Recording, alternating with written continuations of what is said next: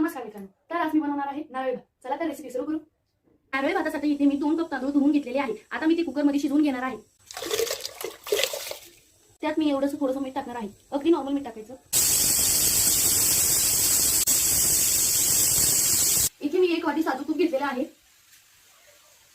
त्यात मी 1 मोठं वाटी गूळ चिरून घेतलेला आहे. तुम्ही यात टाकून यात अर्धा ग्लास पाणी घालून घेणार आहे.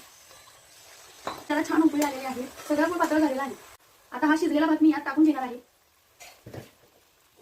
हे सगळं एकजीव करून घेतलेलं आहे. ही एक छोटी वाटी खोल्या नारळाचा चव घातलेला आहे. आता मी यात दूध घालून घेणार आहे. जीव करून घ्यायचं आहे. आता मी यात 1 चमचा बडीशेप टाकलेली आहे. 1 चमचा साखरेमध्ये थोडीशी वेलची मी मिक्सरला फिरवून घेतलेली आहे. थोडेसे काजू बदामाचे तुकडे टाकलेले आहे. आता ते सगळं मिक्स करून घ्यायचं आहे. इथे आहे आपला नारळी भात तयार.